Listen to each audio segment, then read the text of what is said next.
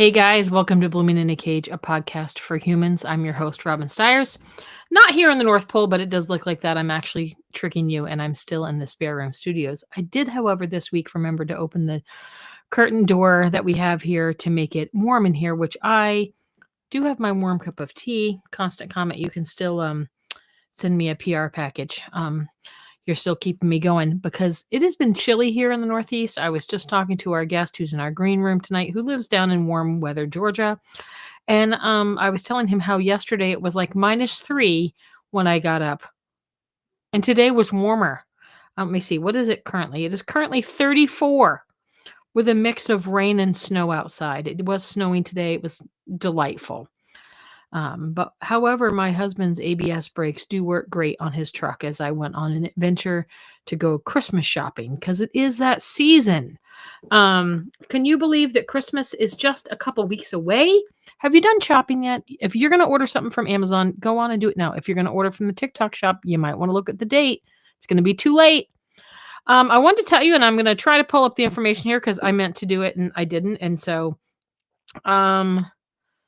our church, Agape Christian Fellowship, if you live locally or if you want to ride over, December 12th. So that's Friday night at 6:30. They're going to be having a share all dessert, yum yum treats, and they're going to be showing the movie King of Kings. So a great movie to bring the whole family out with. And then we are having a Christmas Eve service at 6:30 if you live locally and you want to attend. But we'd love to see you during this Advent season. You can come see us on Sunday morning at 10 o'clock at Agape. Everybody's welcome, and we just would love to see you during this beautiful Advent season. The church looks so pretty. Our youth group in church had a party last Wednesday when I was here chatting with you guys, and they decorated the whole church, and it just looks so beautiful. If you're here and you're in the chat, hello, Andrew. Let me know that you're here. And that you're going to hang out with us for this important topic. But I want to tell you, next week coming up is my friend Ben Palhimas. He is one of my oldest friends. He's not older than me, though. I just have known him that long. And I just was chatting with Ben tonight. My friend Ben lives down in Indiana. And I have known Ben literally since the womb. My mom and dad met his parents when they were just dating. We have a lot of fun things that we could talk about. And I said, are we just going to get on here and chat like crazy people? Or are we going to talk about something? And he said, here's a couple things. How God shows up in the middle of crisis and difficulty is one thing we might be chatting about. And how the Christian community is strengthened. We get strengthened through our Christian community, which I love that. And then he's going to talk about their life and what's been happening. And he's took a new job recently.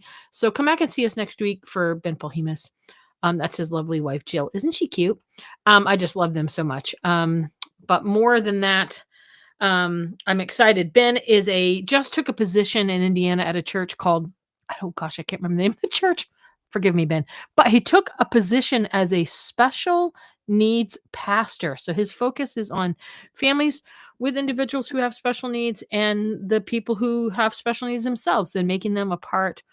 They had this great worship service a couple weeks ago where all the individuals in their church who have special needs were up on the stage leading worship and singing. And it was just truthfully a joyful noise. And it just made me smile so much to see them with such a pure heart, completely unashamed and just worshiping the Lord and truly making a joyful noise. And I think that we could learn a whole lot from that to have that. So many with special needs have such a heart for like a heart of a child, which the Lord tells us to have. And I think that some of us could learn to loosen up a little bit in worship and just really give it to the Lord. And then your girl is going to take a couple weeks off for Christmas and New Year's. I actually have no ministry planned at all.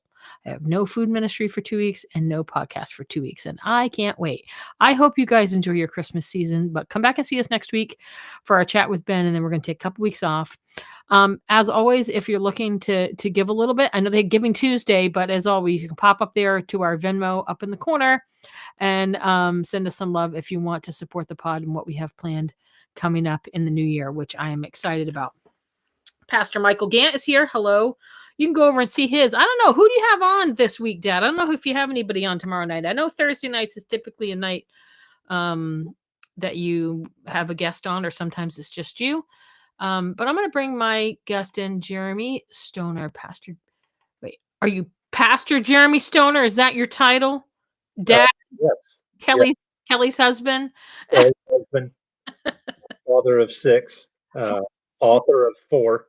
Yeah, oh, yeah, you have to stick that, don't you? That was just Andy, that was just for you guys trying to I know my dad I don't know, dad I think has you guys beat maybe. We're racing. We're You're racing. you're racing toward the end, and I'm like a sloth. Hey, some of the greatest works took a lot I know, longer than right? we planned. Andy says you're his guy. Is that true? You guys have a special relationship Yeah, this yeah. he's my Oh, dude. he's your dude. He's just my brother. Hey, he called you a nerd in the He chat. calls me a nerd all the time. It is an endearment of love. He's actually published things and called me a Wow. nerd. I know. Wow. Oh, my dad says not tomorrow, but the 16th. Jonathan Cakeley. I love Jonathan Cakeley. He's a great guy. Have MK Gant Ministries. He is a great guy. He was on our podcast last February for the Watchmen. Jonathan Cakeley beat Andy at basketball in high school a lot. But not only that, he is a brainiac. That guy is so smart. That's why I say if you want to learn stuff, hang out with John. He is a pastor down in Connecticut, and he is so smart that I feel smarter just being around him. He uses words, that you need to have like a dictionary for. He's a great man of God. I love John. So, Jeremy, you are located where? I am in the lovely state of Georgia. Not in the North Pole like me, right? No, it is 51 degrees Oh, where wow. we are right now. I have to ask because I saw this thing. Oh, yeah, soon to be Dr. Cakeley. I forgot he's working in all of his spare time as being a full-time pastor. He's working on his doctorate. He It's big didn't, stuff. yeah, he didn't have any free time. So, um, I was thinking, I saw this newscast and it was when it got down to be like in the 40s in Florida and people were like opening cold shelters and putting their puffer coats on. And I got to tell you, I had a laugh. 50, That's when that's they kind put of on chill. their Go ahead. closed-toed shoes. I know. I laughed. I know. Jeremy and Jonathan would get along, but 50 is a little bit chilly, isn't it?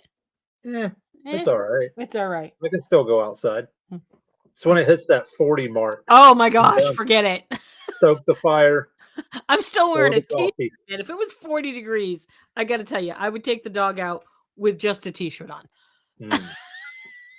Mm-mm. So, you've been on before, remind me, you've been a cop? I was in the Marine Corps. That Marine was my Corps? first adult duty station. Wow. And then I traded that uniform and gun for a different uniform and gun because they gave me a fast car with flashy lights and pretty stickers.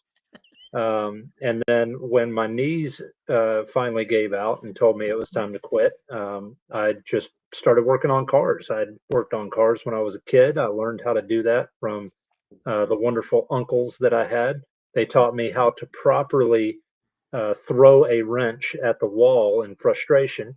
So I knew that I could pass that test Yep. with no problem. And then I worked as a school teacher and soccer coach for a little while. And then I stepped into full time vocational ministry as a youth pastor, a worship pastor, and now I'm the associate pastor of a growing church just outside of Savannah. Wow. So you like to be told what to do a lot. Yes, I do. Yeah, I follow directions quite well. You should That's one thing my wife says about me. And you and Kelly have been married for how long? I met your 5 lovely years. wife here and a few minutes ago in the green room and learned that you don't know how to prepare for cold, but her and I, we got it set.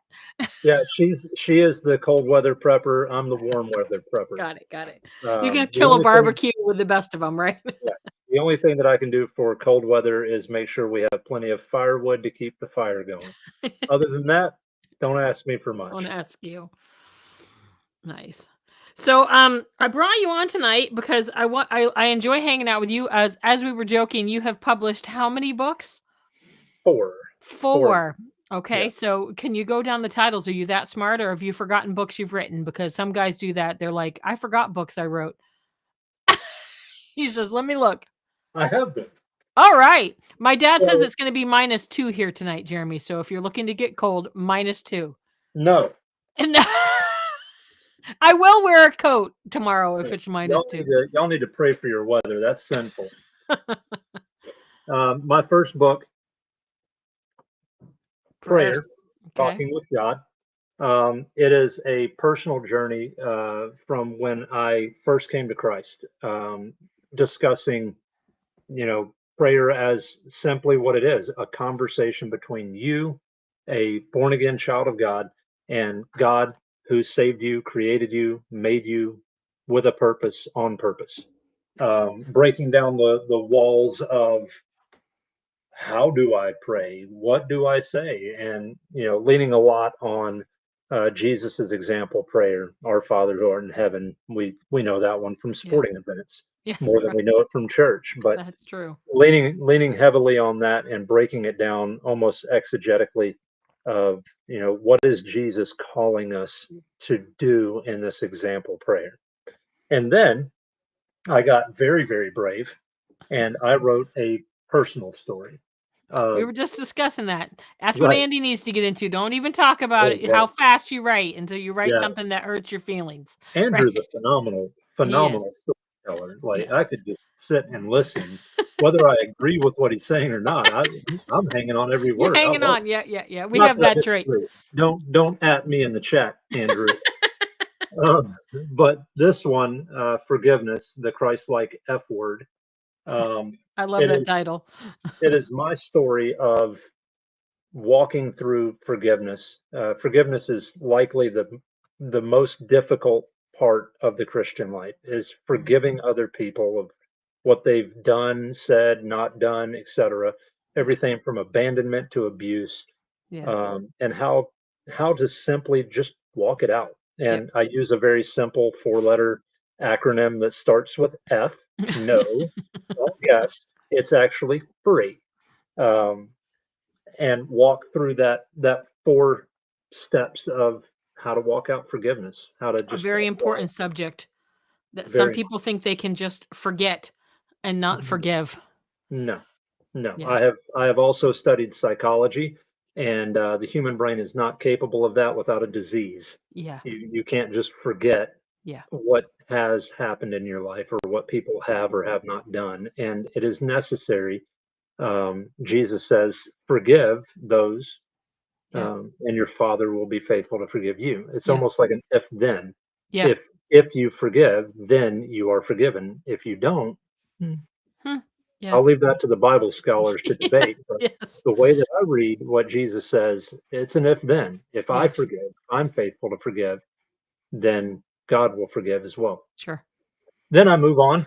Oh, no, sorry. I fast Wrong forwarded. one. Oh, wow. Got so many Then he's confused. Yeah. Then I did a devotional book. It is 40 of basically my blogs, just reformatted for a devotional reading. I even included, because I'm so fancy, I even included a place to take notes Wow. so that you, the reader, can read through it, take notes, and go back on it and continue to grow. And that is the title, Growing in Christ Through His Word. It's Nice. four 40 simple stories. It take 10, 15 minutes to read through it and write the notes and pray if you're a Wow. fast player. Some of you are. And then my most recent and the culmination of my master's degree, which I finish in next week, Oh, boy. Merry Joshua. Christmas to you. Yes, Joshua.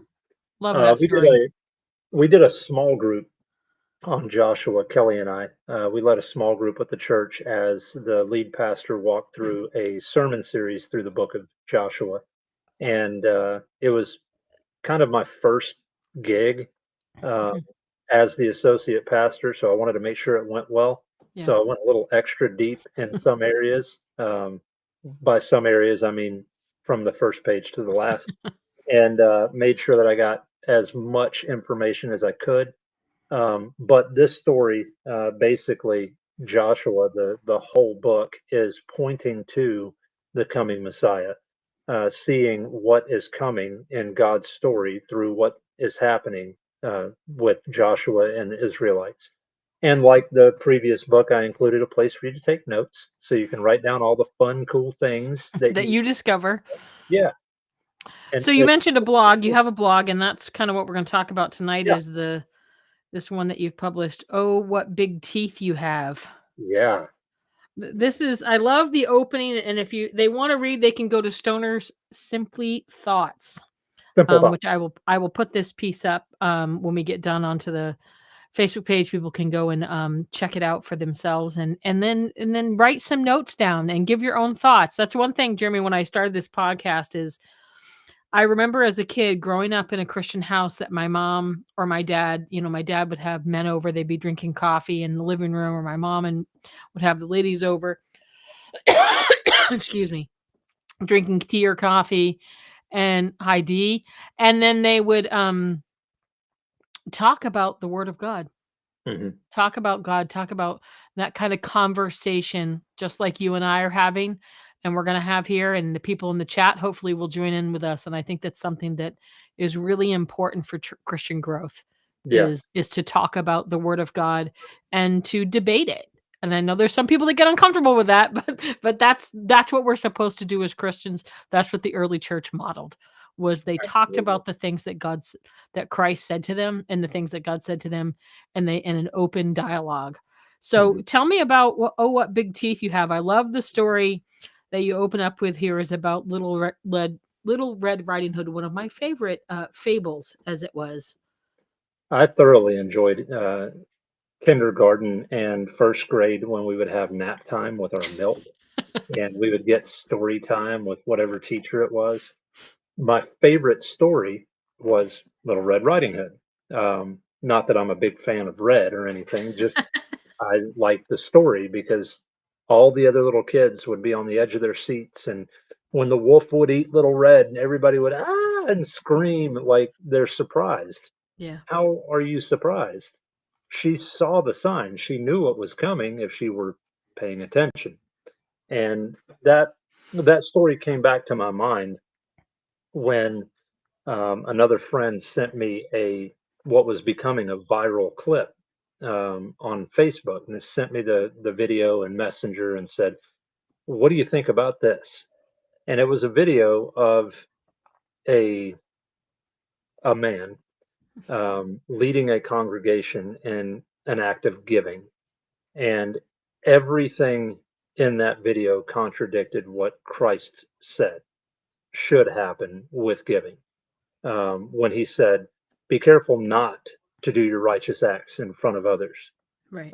He gave multiple examples of what not to do and why we should not do it, from prayer and fasting to giving. These things are things that are meant to be personal and private with God, not publicized and put out for everyone to see to gain the attention and accolades of other people. And Jesus drives it even further and says, they have received their reward. Right. The reward that they received through the accolades and the attention, that's it. After that, there's nothing. So I tied the story of Little Red Riding Hood with the story of this activity at this church in Detroit, um, with within the framework that Christ gives us, um, because it really boiled down to a wolf dressed as a sheep, or a wolf dressed as a trusted grandmother, and Granny that's who's what supposed to have biscuits and cookies, right? happened. Yeah. Right. And it just it was imagery in my head. Yeah. I think that this is a growing trend, and one of the things you talked about was I like this here, and then I was reading it to my husband before I came up. Nickels numbers over nickels, Mhm. or butts over billfolds. That's my favorite one. But kind of this growing trend where I say the way I kind of put it is you attend a church, or a lot of times for me, I see a church, right? You're streaming something on YouTube or TikTok, right? You see a little clip, and what you really see is a performance. Right. Yeah. Now, you know, I don't want the person watching to get the wrong impression. This isn't a shaking finger of shame or judgment or condemnation. That's not my job. God did not send me here to judge people. He didn't send me here to cast shame. Um, if I have a position on this, it is a reminder to return to your first love. If you're noticing that the sails on the ship, so to speak, are drooping or have holes, well, fix it. Make sure that it's right, because the position that you have as a church leader, as a pastor, and even as a congregant is one of a great weight and importance. I mean, look at James 3:1. Not all of you should be teachers. You're going to be judged more strictly. Yep. So, and Uh, I take that one very personally. And I think that, Jeremy, what you said right there, a lot of people don't take that seriously. Mhm. They take it as um they take I'm trying to say this in a way that might not piss people off. They take it as they take church leadership, and I'm going to use this kind of an umbrella, okay? Because we're not just talking, although you use the word, you were talking about a pastor. When we talk about church leadership, if you're ministering directly to people through the gospel, it's not an occupation. Right. It, It's not a career. It's a it's not a call. career, and it you should and your boss doesn't just fire you. Mhm. Yeah. Like, you might get fired from your church leadership, Right. but I there is a I have greater been. there's a greater judgment Mhm. that comes on, and I think that what that really boils down to is not fearing the one who has that greater judgment over you. Right. It's a fearful respect. I Correct. like the way that my lead pastor, great man of God. I like the way that he says it, and he says it in the way that I've heard him say it. It shows a bit of his heart to the congregation. The way that he says it is, "I'm going to give an account before God one day." Right. And that is a sobering reminder Right. that everything we do, whether it's the nickels that we assign a purpose for kingdom work, or it's the meetings and the coffee and the prayers, everything we do, every decision we make, and every word that we speak, it is going to be accounted for. Yeah. And I think that what has happened a lot in the modern evangelical church, and I use that broadly, and I use that term church in the marketing sense, Mhm. because that's really what a lot of churches have become marketing ploys. Yeah. They're clubs more than churches, houses of God, and we know what Jesus' response was to hypocrisy. Slinging the whip, Yeah, flipping he them what tables. I remember this. We did this passion play for years, and I remember one scene. Our friend Bob Kirkman, who played Jesus exceptionally well, and my dad was directing him, and he said, like, Bob, they were doing the cleansing of the temple, and he was just like, Bob, I think we just need to show that Christ was really angry. He was Yeah. really angry, and, he picked up Mark Stockwell, one of our deacons at the time. He picked him up and he chucked him across the floor, and some people were very uncomfortable with it, and Mark was the most uncomfortable, as he I hit can the imagine. that wood floor. But I think that kind of response to heresy, Mhm. that kind of response to shepherding, being dressed up like an old lady, looking very tender, and it actually being a wild beast that's coming to consume, Mhm. is something that a lot of people tiptoe around Yeah. and are uncomfortable talking about, or Mhm. or even calling them by name. There are some people that are very uncomfortable. I tend to be one that's not uncomfortable with that, because um I think that if Jesus was not uncomfortable with it, then I shouldn't be either. And if we look at what he actually called church leaders, I think people forget that when he says you voodoo, you group of snakes, essentially is what he says to them. That he was talking to his church leadership. Right. He wasn't talking to neighbors. He wasn't talking to the guys playing dice outside of the temple. He was Right. talking to the church leadership of the temple.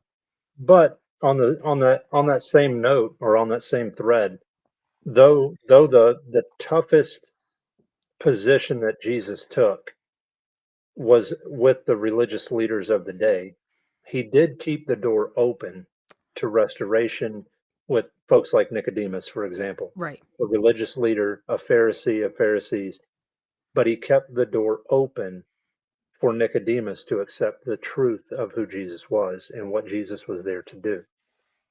I think that the thing that I have noticed, I guess, and maybe it's like because I've been a pastor's kid my whole life, and so as my brother Andy was saying, we know how the sausage gets made. Um, it is a blessing and a curse. That's what I Right. would say. Yeah. I've seen some stuff. I know some stuff. I don't know. Isn't that a State Farm commercial? Yeah. I've seen some stuff. I know some stuff. We've seen a thing or two. I've seen a thing or two. Yeah, I know a thing or two. Is Right. that our response to heresy a lot of times tends to be just that condemnation. Yeah. But Christ ministry should in the gospel is always restorative. Mhm. But I Yes. think we were talking earlier in this you give this analogy of a shepherd, which is has kind of 2 acts. A shepherd Yeah. kinda has 2 acts, and I think that it's a great thing that you can do. Oh, yeah, Bri Andy says here, "I know a thing or two because I've seen a thing or two." That is the life motto of being a pastor's kid, or and Mhm. actually being in church ministry for a long time. Um, is that Jesus's words were not and you said it here, they weren't just simply casual encouragement. Right. They were stern, a stern Mhm. warning to religious leaders. And I think that Jeremy, you're a rare voice. I would say that there's not a whole lot of ministers who are preaching that to their own. So, in a sense, you're talking to your own people who do the same job as you. I'm trying to think of Yeah. the right word. Like My co-laborers, your as you call them. co-laborers, right? Your co-laborers. That's who you're talking to, and I think that there is a trend of trendy pastors. Like Mm. that's the only word I know. Like trendy pastors who are wearing skinny jeans and cool baseball hats and ripped up Right. sweatshirts. If I Yep. ever see you wear something like that on stage, I probably would laugh. Hey, Um, don't judge me. There was a season, okay? I was in youth ministry for a little while, and I had the skinny jeans with the rips and did all you that say stuff. dude from the pulpit? I think I said "bruh." Oh, I think that was the fad at the time, wow. bruh. Well, all right. But I think But there is yeah, go ahead. when you brought up the illustration of Jesus in the temple, cleansing the temple, it gave me a an imagery that we see now, we see every day. Um, where else would we see a man just go on a tirade and start flipping tables and cracking a whip His in a house. modern sense? His house.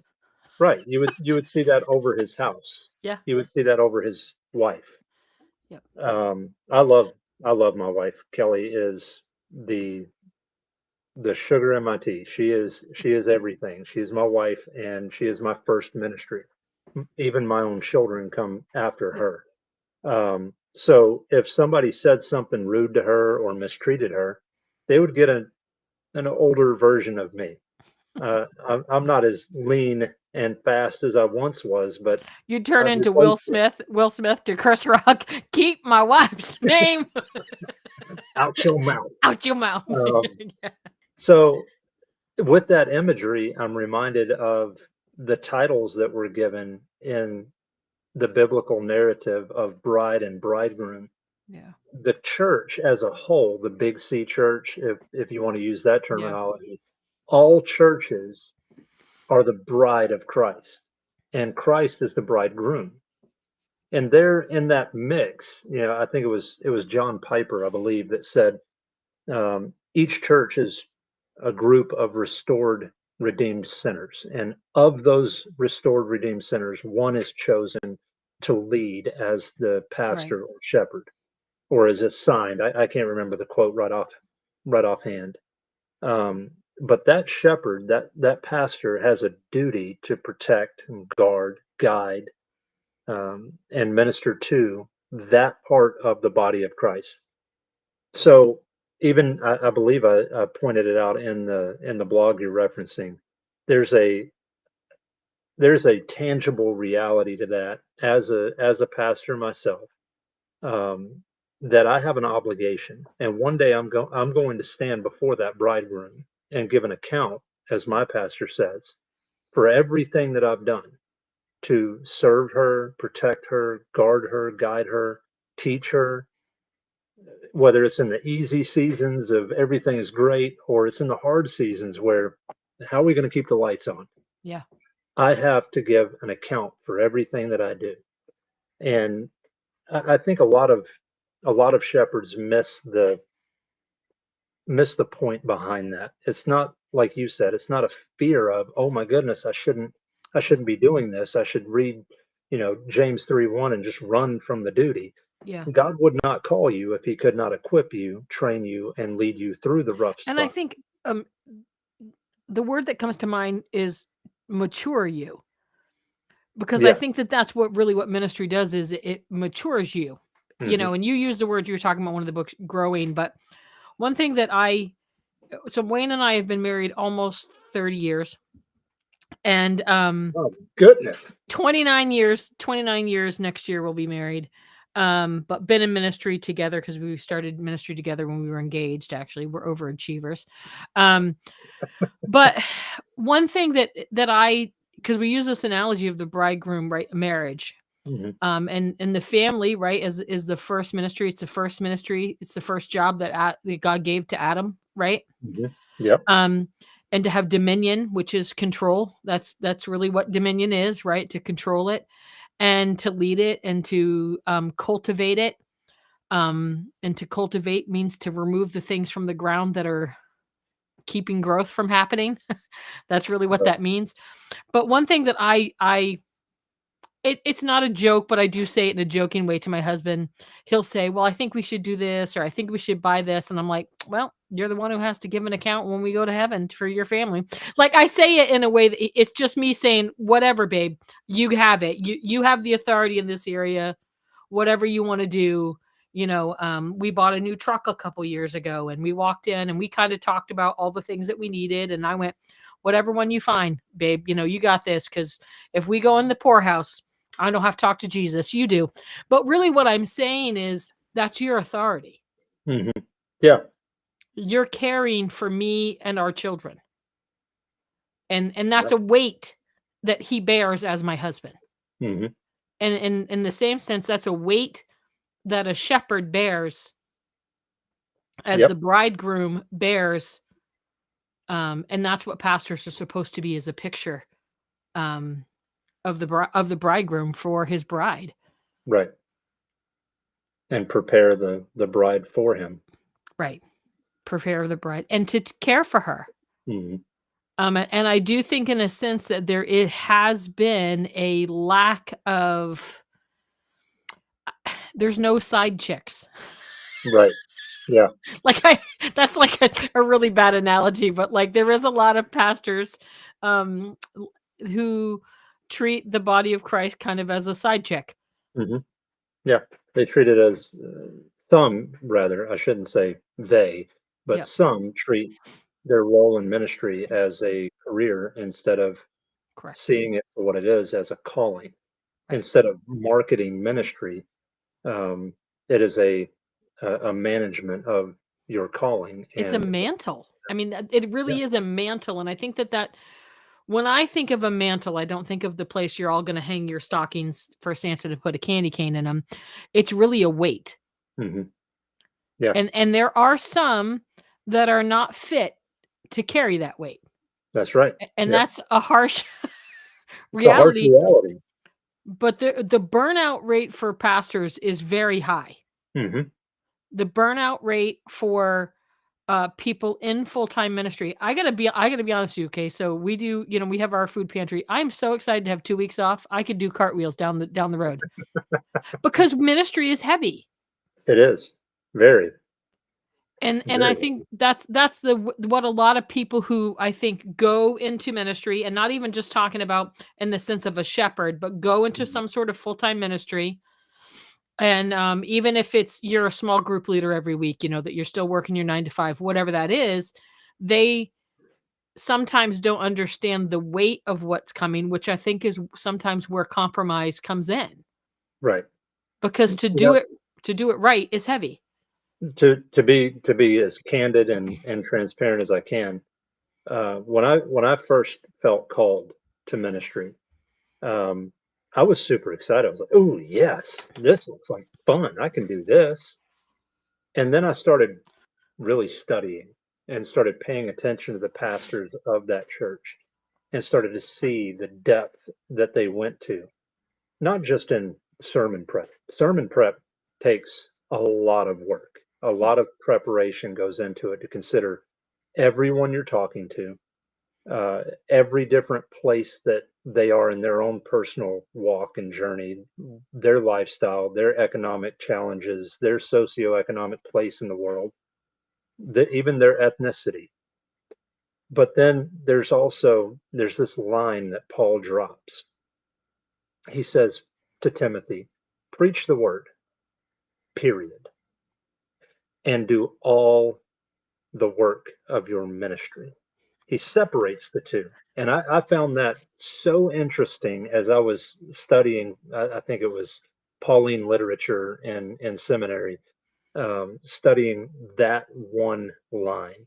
Hmm. Why Paul separated preach the word, evangelisto, from do all the other things, like Yep. just categorizing it, do all the rest of the stuff in ministry, which includes clean the toilets, take the I trash think out, the mop the way I floor. would put it is my dad says, all the time, like, "It must be nice to get paid to do what to do what you love," and he Mhm, says, "I'd preach for free. It's all the other stuff that I do that you pay me to do." And then that's really the truth of what I think mhm, Paul was saying there is, if you're called to preach, my mom, I mean, me, my brother Andrew, that my other brother is a minister, right? My dad's a minister. My mom will say, "Ah, they're preaching." You can't not preach if you're called to do it. mhm. But That's it's right. all the other parts of ministry that are hard. Mhm. The t And the I think Yeah, a go lot ahead. of people on the outside looking in, considering it or feeling called or feeling led to, they don't see all of those other things. And then they step in and they realize, like I did, "Oh, wow, there's a lot more to this than I bargained for." But that's where the separating comes of, Right. is this a potential career choice of, "Ooh, I get to go and talk to people, or I get to do worship music or whatever," or is this a calling? Is this something that God has put on my heart as the thing that He created me to do? Um, I could I could do any number of jobs. I can go back to the automotive world or go get back in a police car. Right. I don't want to. Right. I want to minister to people. I want to bring them the good news and serve them in whatever capacity is necessary to make that good news tangibly real for them. Yeah. Um, but anyway, that's I think that what the reason why I think there's a lot of people who, end up short of the mark. Hi, my friend Missy. I have to say hi to my friend Missy. My friend Missy's an incredible worship leader. I'm just gonna talk about her for a minute. She'll get really uncomfortable, and I miss her, and I hope I'll get to see her soon. Um, a lot of people, and I can pick on her. She's a great worship leader, and she said she had somebody, like, she runs our worship for our summer camp, and she said, like, the week before camp, she has people going, "You should do this song for camp," not mhm, realizing that at the big in January, at our summer camp is in August, she's already praying and asking the Lord what He has for next year for summer camp. And I think that that's why there is, because anybody can stand up and talk, and everybody will say, "I couldn't do that." Anybody can stand up and talk, Mhm. and even ask Chat GPT to put together a sermon and, and stand up on stage. That's not real shepherding. That's Right. not really being that's kind of like, and we'll use this analogy of the bridegroom or mom and dad for the sense of that's kind of like the dad who shows up for a Saturday visitation after not being around for Mhm. 3 or 4 months, takes the kids to Chuck E. Cheese's and brings Gets them them all to sugared up and drops them gets them off all again. sugared up and then drops them off and says, "I'll come back and see you next Saturday." Right. Yeah, When and a dad is supposed to be there daily. right. Yeah. Always there, Mhm. always around, whatever you need, you know, Yep. I am very blessed with a dad that I have a wonderful husband, but I have a dad who still, if I need something, I'll call, "Dad, this broke. You think come over and fix it?" "Dad, Wayne's at work." Yep. Dependable, reliable, and Mhm. caring. But at the other side of it is understanding as a lay person, the work that your shepherd does, but also to identify if the shepherd you have is actually a safe shepherd. Right. Right. Well, we were talking, before the podcast about, shepherds. They have a tool, right? They have the staff. Now, obviously, the rod is to defend and protect, right? But the staff, that's the one that's used for the sheep. The rod is used on all the the animals that would prey on the sheep or tend to do them harm. But the staff is used for the sheep, and it has two ends. One of the gentlemen that was part of the ordination service for me reminded me that the two ends have two separate, distinct uses. Yeah. The first end is that hook. It's not just a handle to lean on. It's meant for a purpose for the sheep to pull them close, to bring them comfort or safety, security, to pull them away from danger. Correction. Right, Saying to the toddler, "Get your hand off the stove." exactly. But then there's the other side. The other side is the pointy end that's usually facing the ground.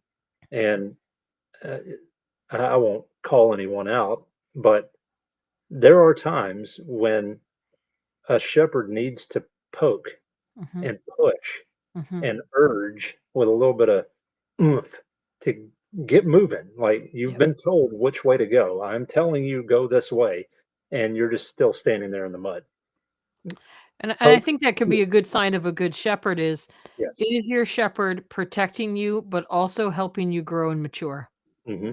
Because I think if you've never had a pastor preach something that made you uncomfortable with yourself, if you've never had a conversation with somebody that's and I will say not just your pastor, but your small group leader, your youth pastor, they're Mhm. shepherds just as well.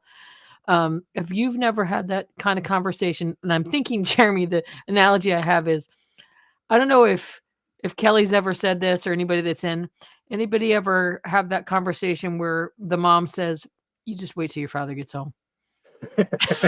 Yeah, Right? I know that line quite well from both being a kid Right. to now being a dad. My dad says here to exhort. Uh-huh. Yeah, he's not wrong. Here, Dylan says police academy prepares people to be a cop in the same way symmetry and Bible college prepares people to be in ministry or premarital counseling for married. It can only do so much. It wouldn't be called unseen or unknown if we could see or known. Some things cannot be taught. That is very accurate. And Dylan, that you're learning those things. Dylan actually preached our service Sunday and just announced tonight that he's having his second baby with his wife, which we are Congratulations. very excited. It is the year of baby. We're very excited. Another boy. He's got one little boy, him and his wife Hannah, my niece. But it's true that there are some things that can only be taught. And you know how young shepherds learn to be a shepherd? They hang By out with other watching. shepherds. Yep. They hang On out the with job training. on the job training, Yep. exactly. And there are things that when you go to Bible college, the same way when you went to police academy and then you got into a cruiser and the first time you interacted with somebody in the public, very different Uh-huh. Very because different. there's humans involved Right. and humans are predictable. We are in the people business, and people, well, just like we are people, are broken, fallible, goofed up people with emotions and all those funny feelings that can be fickle and different every day. Yep. We're in the people business. Yep. And I think that boy, we're going to encourage people to be in full-time ministry with this conversation. They're like, "Wow, this sounds so great. Yeah, It's so fabulous." we should go into recruiting. I know, really. Watch our podcast to find out 101 how fun it is to be in full-time ministry, how it Yeah. feels heavy, and how you have to poke and prod people and beat animals off of your congregates. But I think that the state of the evangelical church at large in America is unhealthy. Mhm. There's a lot of people that will say, "What are you talking about? The church is alive. The church is alive and well." Mhm. But when you turn on, I think, TikTok, where you see this one pastor, and I use that term very the same way I would say that a chef at McDonald's is a chef, okay, um, is changing their gender identity, to be truly who they were, that Right. they weren't born to be a man. Those are that's the state of a lot of churches in the United States of America. Mhm. And the reason is because a lot of staffs weren't used in churches. Yep. Yep. That's Absolutely. the reality is there's a lot of staffs, shepherd staffs that weren't used correctly. Right. And to Um, those ministers, if you want to call them that, that are confused in their identity and are making gender transitions or are suffering with gender dysphoria, I would say to them as a shepherd with the same mantle and staff, yeah, you're confused. You've yeah, lost sight of the reality that your identity was secured in Christ long before your eyes littered open. yep, You are who you are because God made you to be that way. Now, said with the pokey end of that same staff, if you're confused and think that you were born in the wrong body, well, be born again. right, exactly, exactly. That's as simple of a solution as I can give, and it could sound very harsh and harmful, but it's meant in love. You are as loved as I am. Your love in God is not based on your goodness. If it were, none of us would be loved. I think that what what a lot of people shy away from, Jeremy, though, is that conversation that you just had because it's not popular. It's not going to get me the views. Not something here we at Blooming in the Cage are concerned about. Um, Mm. I'm not about concerned with it either. no, no, not at all. Never been popular. Is that kind of as my brother Andy would say, the kind of salt in the wound, Hmm. as it is that, but salt and wounds are meant to heal. Right. That's what they're supposed to be for. And a shepherd, Andy, I think said it here earlier, is a shepherd sometimes has to break his sheep's legs, Yep. and carry them. And I think that that is a mantle in the church at large that has been lost. Yeah. Um, we as consumers in churches, and that's what a lot of us are. Hmm. There's a lot of people who go to church as a consumer. I think it was Francis Chan said this guy said, "I'm going to have to leave your church because I just haven't gotten anything out of worship." And he said, "Well, when we start worshiping you, we'll call you back." Um,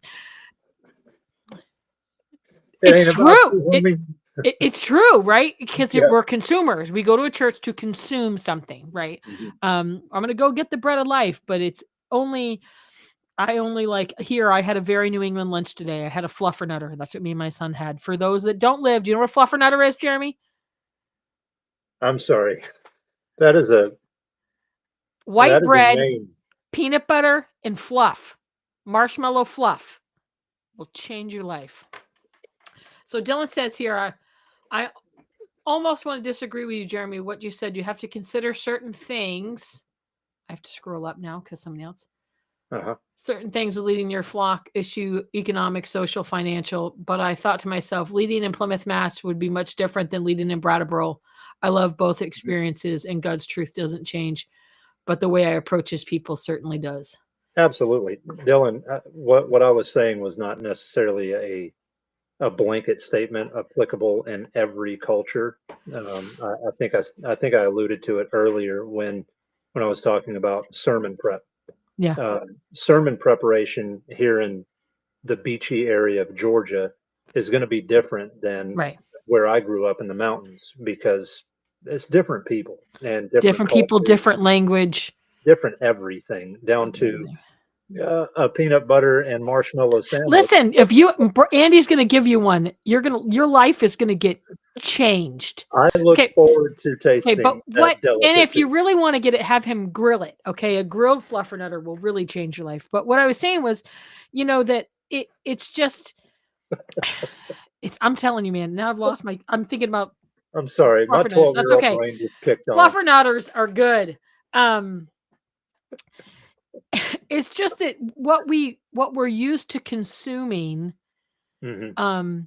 is what we get comfortable with. So then when we get something that kind of challenges our appetite, we almost don't know what to do with it. And that's when we feel uncomfortable. And I think that the church at large has been fed a lot of fluffernutters, which are just sugar and a little My protein. my granny used to have the most amazing Thanksgiving table. Granny Faye in the foothills of North Carolina would set the most amazing Thanksgiving dinner. I'm talking every possible option. And then my oldest cousin brought his college girlfriend who grew up in, I think it was Kentucky or Ohio or something like that. Anyway, she shows up, and this is the mountains of North Carolina. Okay. She shows up and she asks for this green bean casserole thing that I had never heard of. And obviously my granny had never heard of. But my granny approached it in this phenomenal way that I still use even in my position in ministry. When somebody comes to me and says, "Hey, do you guys offer whatever, X, Y, and Z? Or do you have such and such ministry?" You know what? No, we don't. But we'll make room on the table for it. Right. If God has put it in your heart, said a different way that I learned in the Marine Corps, if you have identified a problem before you announce, "Hey, there's a hole in the boat," Yes. you should probably start looking at options to fix that My hole. dad says, "Him who has the burden." That's It's the when same thing. Yeah. someone says, "You know what we should do?" Okay, well, I'm glad that you've identified that burden.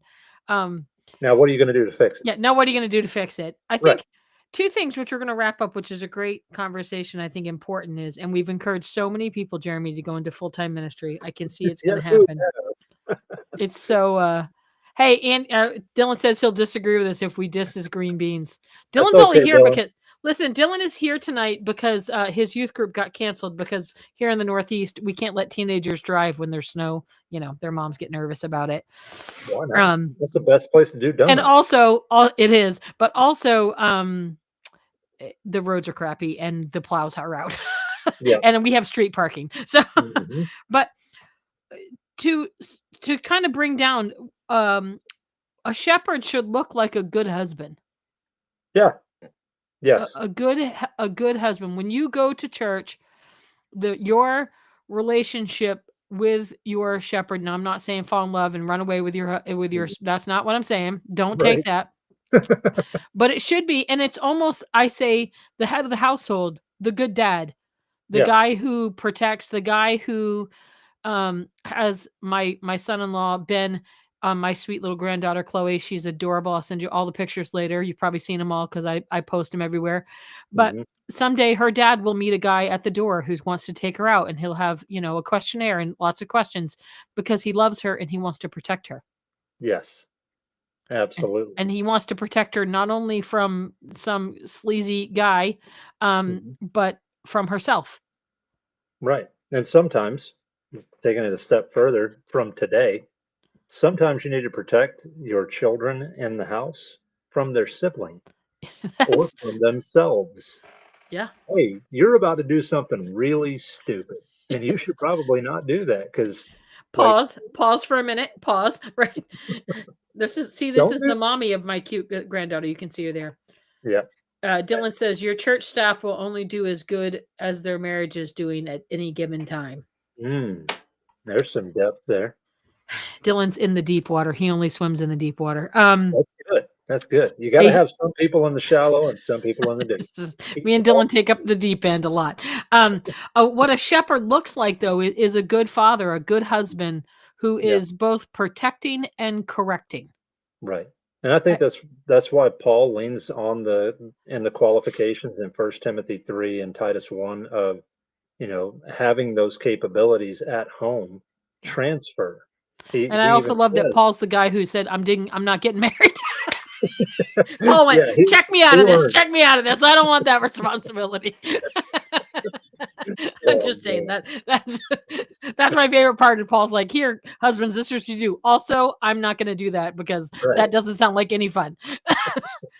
But he says he paints that picture of qualifications at home of husbands or of pastors rather, elders, and says, because if you can't lead your family, how are you going to lead God's church?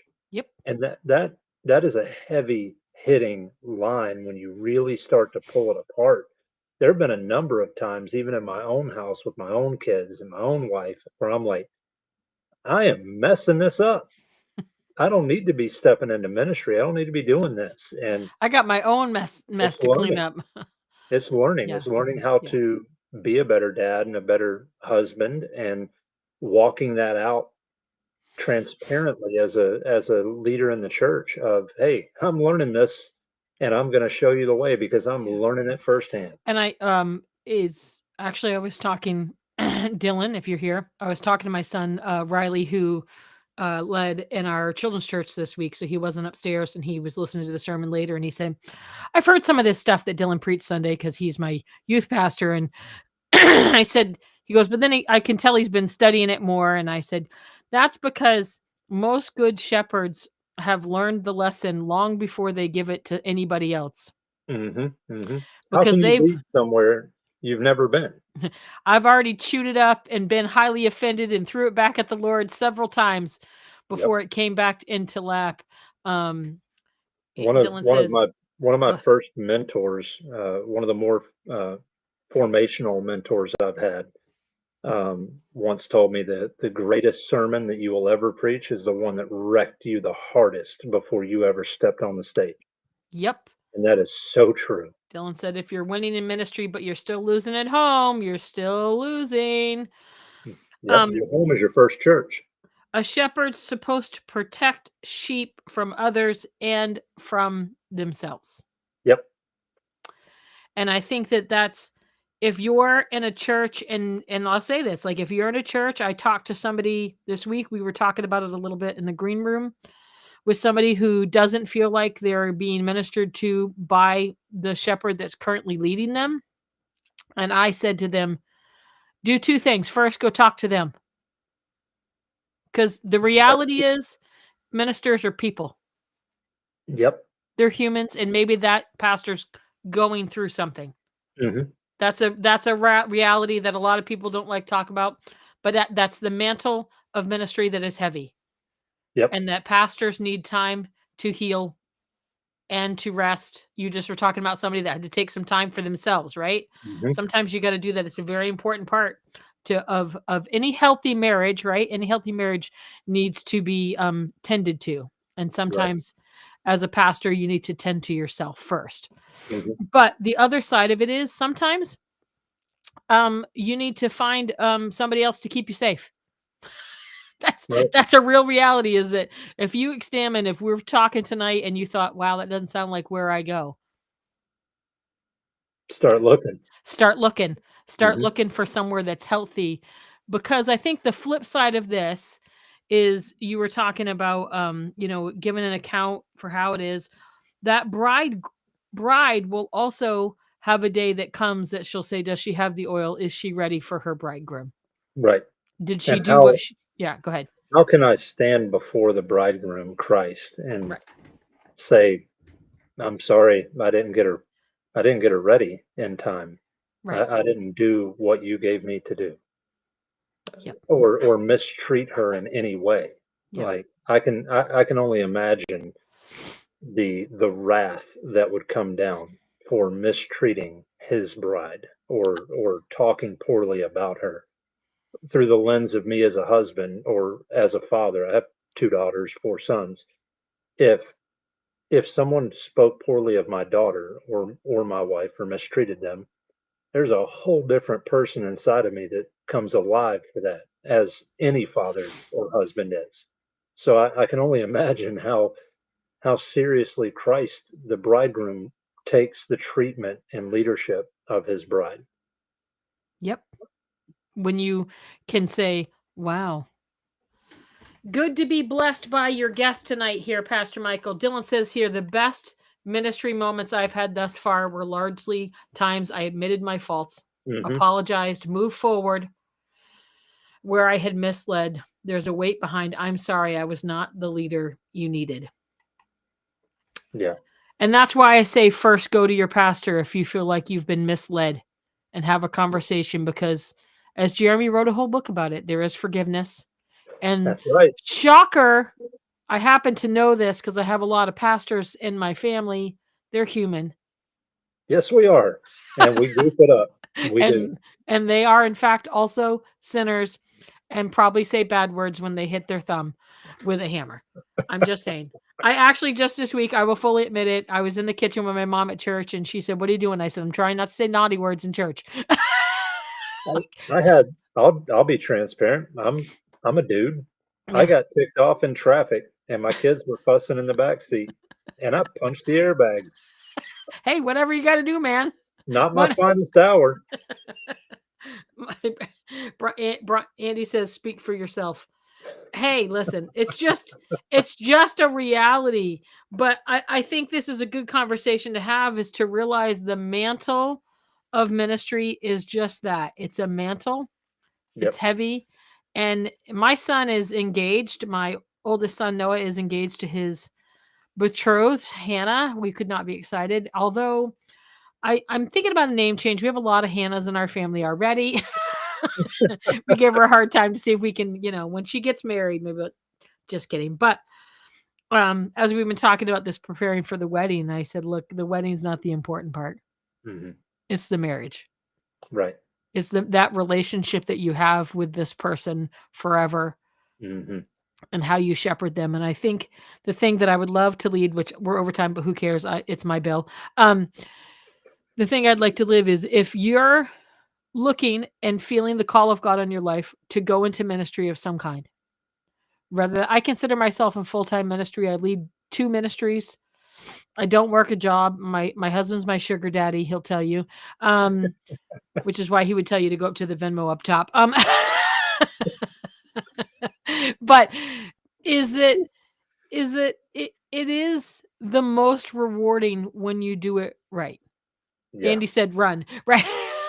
There's there is Run. there is no such thing as part-time ministry. I'll put that one in there. I'm currently holding a part-time pastor position, but there's in reality, it's not part-time.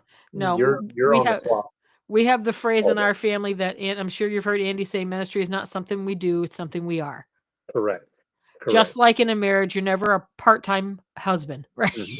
No side chicks. You don't, no side chicks, no weekends off, right? Not Mhm. visitation, just taking the kids to Chuck E. Cheese's and then bringing them home. Right.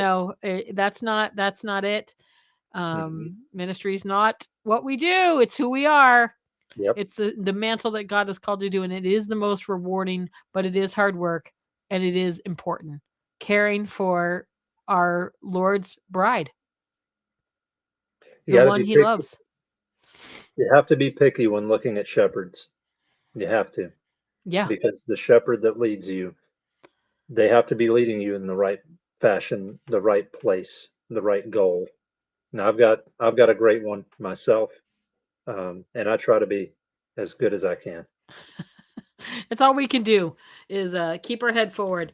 Jeremy, thanks for coming on. Just write another book and I'll bring you on. You and Andy trying to beat me to the band. Like I said. My next one is already decided. Okay. I will be writing on First Timothy 3 and Titus 1. I love First Um, Timothy, so you already the got me in there. the qualifications of being an elder, pastor, etc. It all started with a random coffee shop conversation that really just got the wheels spinning. I hate it when you're like, I don't have enough free time, okay? I Yeah, said that I said I need to if I didn't have so much free time, I'd learn to be sarcastic. But or pick up some new jokes. yeah, I know. Give us a good dad joke and we'll get out of here. Okay, Jeremy likes dad jokes. I love dad jokes. I truly, truly, truly love nothing more. Don't tell my wife. I love nothing more than dad jokes. Let's see. Why did no one bid for Comet and Cupid on eBay? Why?